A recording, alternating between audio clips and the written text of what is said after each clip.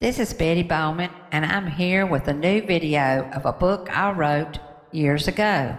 This is going to be a series. Thru the Mist is a story of my Scottish heritage. This is about some true life experiences and history of our family in the past. It's fiction and nonfiction of fantasy, dreams, and drama to create a love story that also includes a murder mystery.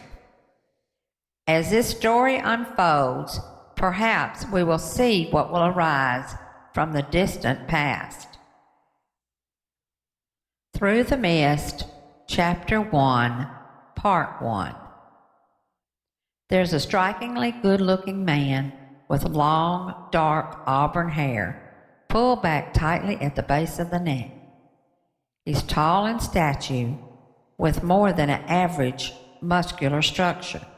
He is standing on the Natchez Bluff near the Rosalie mansion.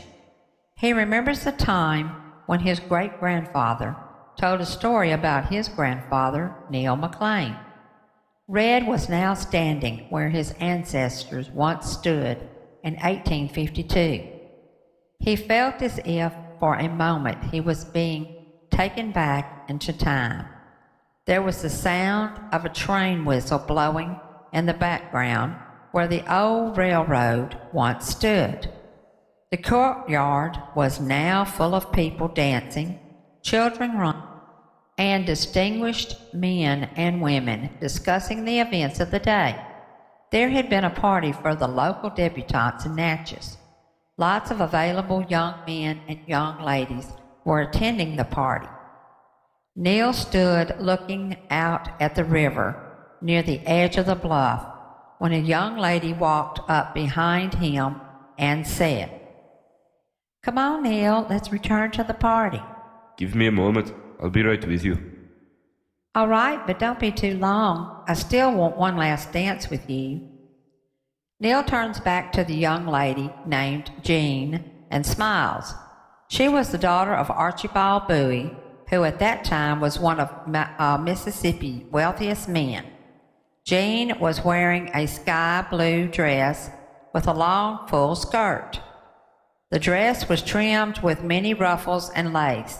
Southern women would wear these dresses over a hooped petticoat, as so the dress would stand out all around. Her shoes were high-heeled silk and embroidered with silver threads. She was wearing gloves and carrying an oriental silk fan that Neil had given to her. It was mid-afternoon and the sun was out, so she still had on a close-fitted silk hat. Peaches and cream complexion was very important to a prominent Southern lady. Jean possessed the same beauty as that of her mother's. She was a perfect catch for any of the available young gentlemen at this extravagant party. Suddenly a loud toot from a towboat that was passing under the Natchez Bridge gets Red's attention. He is immediately brought back from the memories of the story his great-grandfather had told him of the past.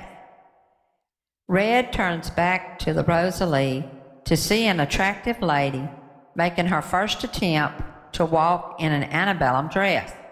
The dress she was wearing was much like the ones the ladies and women were wearing that day at the Rosalie in the 1800s.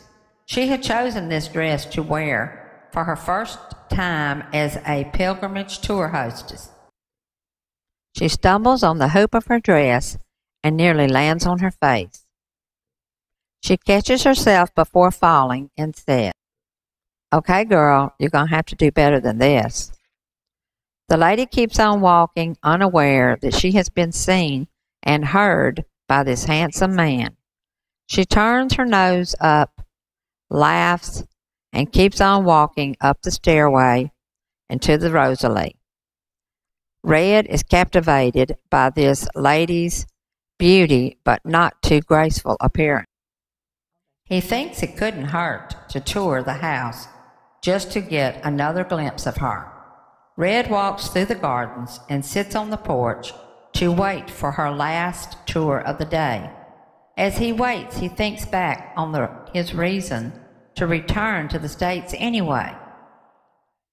I will pick up on the next video with Red's thoughts of why he is here in Natchez again. Alright, that's all for this video. Like, comment, and subscribe, and I'll see you in the next video. Hey, how y'all doing? This is Betty Mama's grandson and tech guy, and we're just wanting to see if we can hit 20 likes for part 2. Keep the views coming.